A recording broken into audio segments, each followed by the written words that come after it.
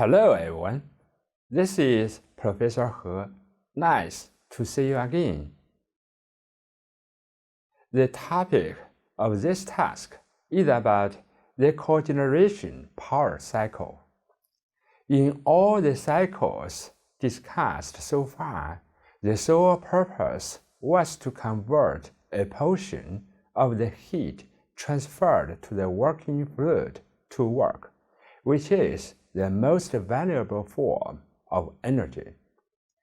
The remaining portion of the heat is rejected to rivers, lakes, oceans, or the atmosphere as waste heat because its quality is too low to any practical use. Wasting a large amount of heat is the price we have to pay to produce work because electrical or mechanical work is the only form of energy on which many engineering devices can operate. Many systems or devices, however, require energy input in the form of heat called process heat. Some industries that rely heavily on process heat are chemical, pulp and paper, oil production and refining, steel making, food producing, and textile industries. Process heat in these industries is usually supplied by steam at 5 to 7 atm and 150 to 200 degrees centigrade. Energy is usually transferred to the steam by burning coal, oil, natural gas, or another fuel in a furnace. Now, let's examine the operation of a process heating plant closely, disregarding any heat losses in the piping. All the heat transferred to the steam in the boiler is used in the process heating units as shown in the figure. Therefore, process heating seems like a perfect operation with practically no waste of energy. From the perspective of the second law, however, things do not look so perfect.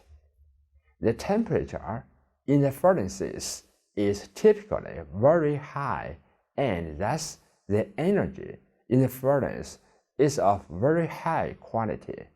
This high quality energy is transferred to water to produce steam at about 200 degrees centigrade or below. Associated with this irreversibility is, of course, a loss in exergy or work potential. It's simply not wise to use high-quality energy to accomplish a task that could be accomplished with low-quality energy. Industries that use large amounts of process heat also consume a large amount of electric power.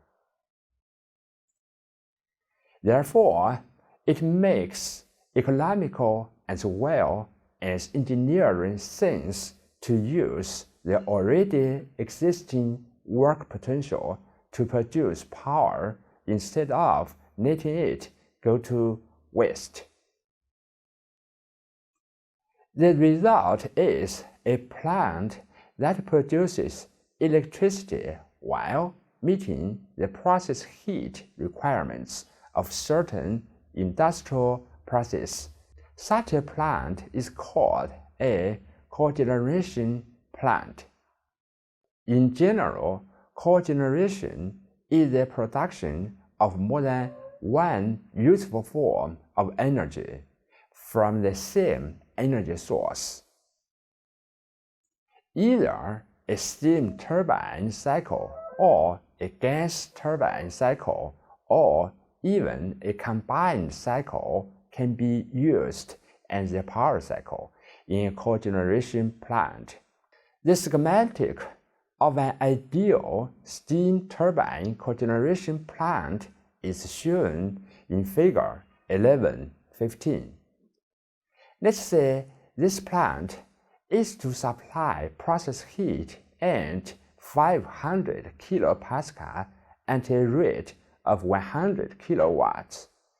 To meet this demand, steam is expanded in the turbine to a pressure of 500 kilopascal, producing power at a rate of, say, 20 kilowatts. The flow rate of the steam can be adjusted such that steam leaves the process heating section as a saturated liquid at 500 kilopascal.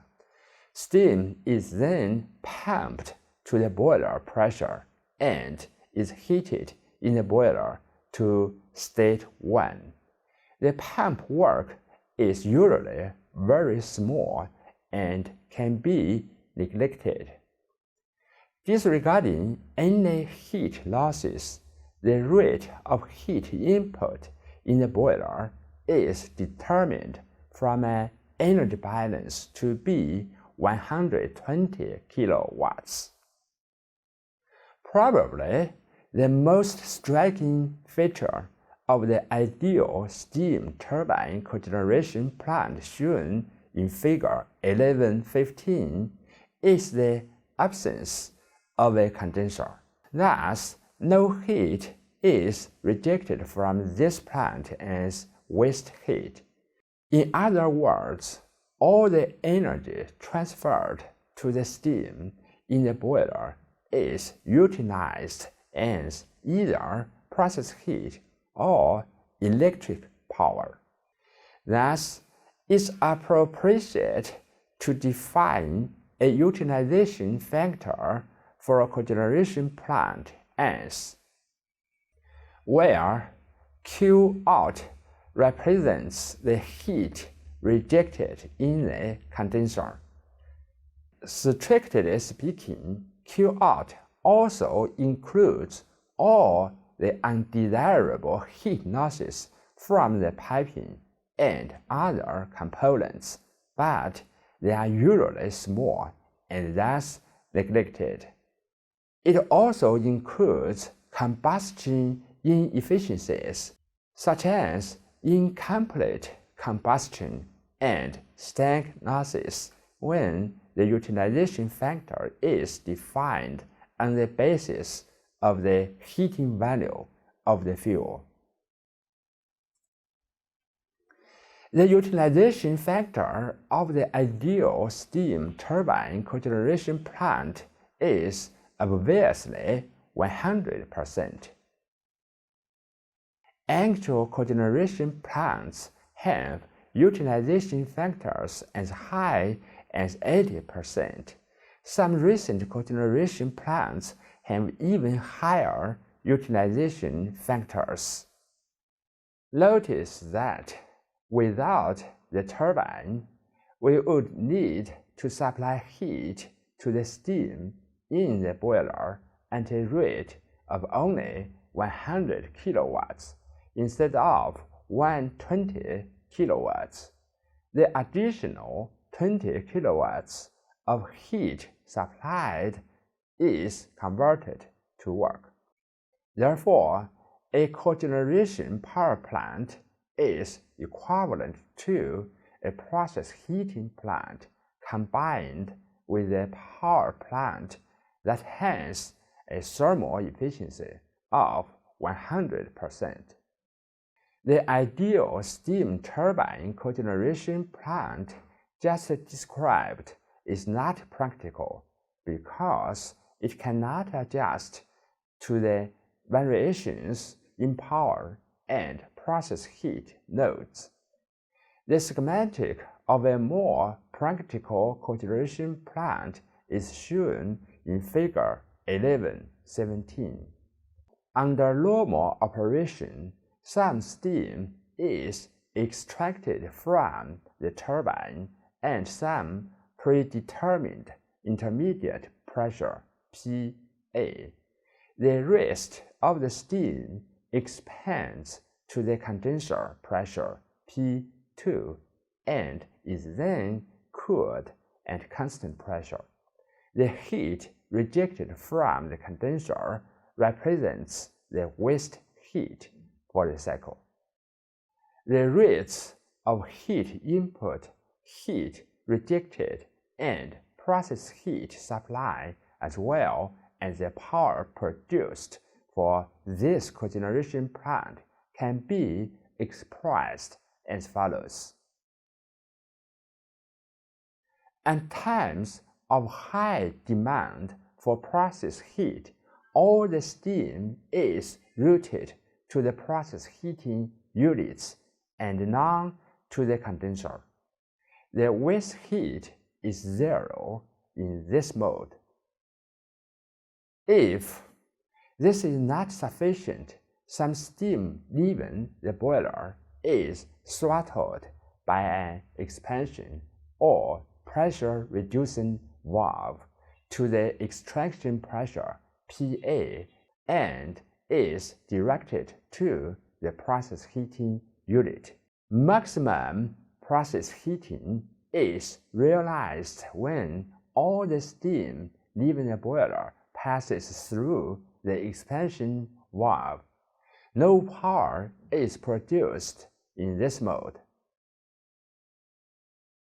When there is no demand for process heat, all the steam passes through the turbine and the condenser, and the cogeneration plant operates as an ordinary steam power plant. Okay, that's all for this task. Thank you very much, and see you next time.